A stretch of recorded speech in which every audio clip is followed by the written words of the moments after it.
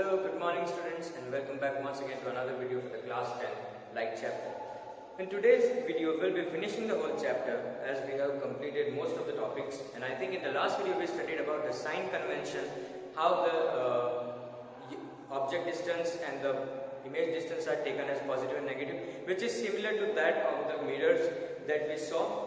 On the left hand side of the optical center, all the values are taken to be negative, and on the right hand side of the optical center, all the values are taken to be positive. So, if you remember, our convex lens, which is having most of the images found on this side, so V will be positive for 5 cases, and in the last case where the image is virtual, it will be on the left hand side, so V will be negative.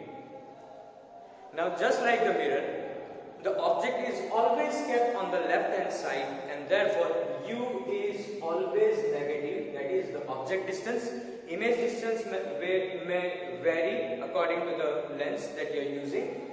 So 5 cases where we have real images and inverted images will be on the right hand side, and the image distance will be positive for 5 cases. Okay? And also when the rays of light are traveling from this end side, they are focusing on this side. Therefore, the focus point of the convex lens is generally taken on the right hand side, and so the focal length of the convex lens is also positive. Focal length of the convex lens is also positive. Similarly, for the concave lens, all the cases are on this side. That is, focus point is also here, focal length is also on this side, okay, and therefore we have focal length as negative, object is always kept here, so this is also negative, and we know that the image is always virtual and direct, because whenever the rays of light are going, they are diverging, so the image will always be formed between focus and optical center, always somewhere over here like this, and therefore the image distance in this case is always negative. Okay? So I hope you have the idea of this thing, students.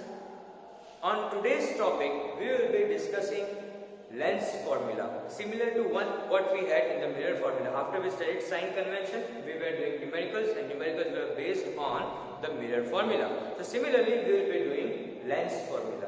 Okay?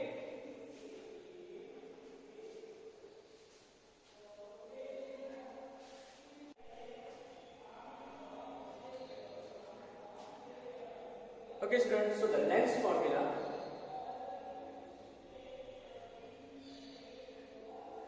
once again the similarities are with the mirror formula. That is why I said in the very beginning, don't get confused between the two. So, lens formula is given by 1 upon focal length is equal to 1 upon V minus 1 upon U. Remember this very carefully, it's 1 upon V minus 1 upon U, not 1 upon U minus 1 upon V. Okay? And similarly, the magnification for the lenses is given by M is equal to H dash upon H, which is similar to the previous thing, but over here the changes are done. That is, magnification is equal to V upon U. So if you remember, we had 2 formulas for magnification in mirrors, H dash upon H, that is the same thing, but in mirrors we had minus V upon U. Okay, let's compare lens formula and mirror formula so that you don't get any confusions. So 1 upon F is equal to 1 upon V plus 1 upon U. Okay, this is the mirror formula. As you can see, in lens formula, 1 upon V plus 1 upon U has changed to 1 upon V minus 1 upon U. Okay, first of all, don't get confused between the two. And when you choose the correct formula, for lenses, sometimes students make a mistake and they use mirror formula for lenses instead of using this formula. They use mirror formula. And even if they use the lens formula, they sometimes make mistake of taking 1 upon V minus 1 upon U. Instead, they are taking 1 upon U minus 1 upon V. So, if these two values are reversed, then also your formula becomes wrong. So, always remember it is 1 upon V minus 1 upon U. Okay, in this case it can be either, it doesn't matter, 2 plus 3 or 3 plus 2 is going to give you the same answer, but 2 minus 3 and 3 minus 2 is not going to give you the same answer. Remember that. That is why these two fractions are different. Similarly, for magnification in mirrors we have m is equal to h dash upon h, which is the same. But for the magnification in mirrors, when we are using image distance and object distance, we had minus b upon u. In this case we are using plus b upon u. So in the mirror formula it was plus, and in magnification it was minus. In lenses, in lens formula it is minus, and in magnification it is plus. Okay. Once again, students make mistake that when they are using lens formula correctly and when they are using magnification, they once again use this. So even they have used this formula correct, when they are finding the magnification, they are doing it wrong by using this formula instead of this. So for lenses, if there is magnification you need to find, we use this formula, not this one. Don't forget this, and this is really important. I hope it is clear to you, students. Okay. Moving on to the next topic.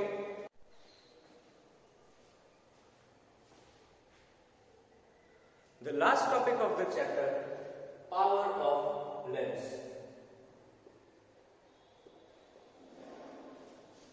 What does this mean? So I have an example for you. We are taking two lenses. I have a lens over here, this one, and I have another convex lens, this one. Let's say that I am passing the same beam of light 2 times through these two different lenses. In first case, a ray of light is passing this way, and after refraction it goes over here like this. Because it is a convex lens, it is going to converge the ray of light and it goes this way. We know that, and the focus point, or I can say the focal length of this lens is, let's say, 10 centimeters. Because this is a convex lens, it is on the right hand side, so I am writing 10 centimeters, that is plus 10 centimeters. Similarly, this lens, I am passing the ray of light through this parallel, and we know that when it is parallel, it converges on the focus point. So let's say that it is converging over here. But you can see the difference. This point over here is much farther away from the lens than this point. So the focal length of this particular lens is, let's say, plus 15 centimeters. What does this mean? This means that this lens is much more powerful in the sense of converging the light. That is why it is given power of the lens. Different materials and the shape of the lens is such that it converges the light quickly, or it has a better angle of refraction in such a way that it converges the light very much, you can say, in a shorter distance from the lens. And that is why the power of the lens describes how much a single lens is going to converge or diverge a ray of light. If it diverges much more, then the focal length will be less, and if it diverges a little bit of amount, then focal length will be more. As you can see, this one is diverging too much. The refraction in this is happening so much that the focal length is just 10 centimeters. In this one, the convergence is taking place, the refraction is taking place, but not as much as this one. So the ray of light is going to travel a much longer distance when it intersects the principal axis, and therefore it is taking 15 centimeters, the distance of 15 centimeters when it intersects the principal axis. I hope it is clear to you, students. Similarly, for the concave lens as well, we have two concave lenses. A ray of light is passing, okay, like this, and it converges too much, and therefore when I take the focus point, the focal length over here, it will be, let's say, 5 centimeters. And in this one, as you can see, this is much more thinner, and therefore its refraction will be less. It diverges, but not at a great angle, and therefore when I take its focus point on the principal axis, it will be, let's say, 10 centimeters. But because this is on the left hand side, this will be minus 5 centimeters and minus 10 centimeters, because focal length of concave lens is on the left hand side, therefore it is negative. But in both the cases you can see that the focal length in this one is much greater. Why? Because the diverging capacity or the refraction done by this lens is very less compared to the refraction done by this lens. Even though both are concave lens, but different lenses have different power to converge or diverge a ray of light.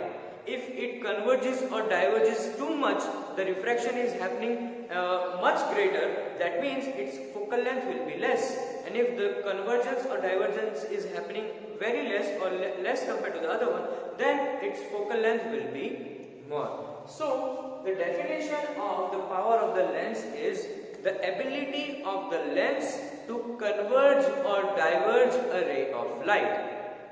If it converges too much, then the focal length will be less. If it converges or diverges less, then its focal length will be more. Okay, more convergence, less focal length, less convergence or divergence, more focal length. So as you can see, more power, less focal length, less power, more focal length. It is vice versa. Okay, so you can see that the power is inversely proportional to the focal length, and therefore the power of the lens is described as P is equal to 1 upon focal length. I hope it is clear to you, students. The power of the lens is described as 1 upon focal length. Okay?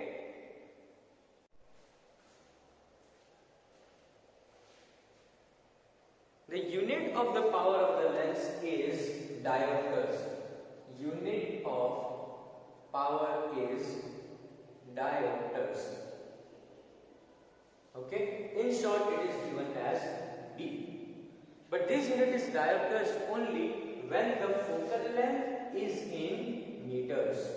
The focal length should be in meters. So when you are using this formula to find the power of the lens, you have to use the focal length in meters. So suppose I am having this lens, that is plus 10 centimeters, okay, plus 10 centimeters, and I want to find the power of this lens, and therefore I will use this 10 centimeters in this formula, but after converting in meters.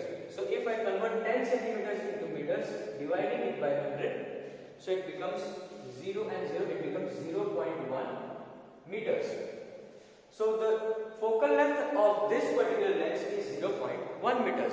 I need to find its power. So power P is equal to 1 upon F, that is 1 upon 0.1. In order to remove the decimal point, I will be multiplying it by 10, and therefore it becomes 10 upon 1, that is equal to 10 diopters plus 10 diopters.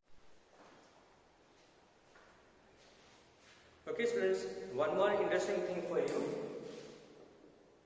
I'm writing focal length in meters. Another interesting thing for you.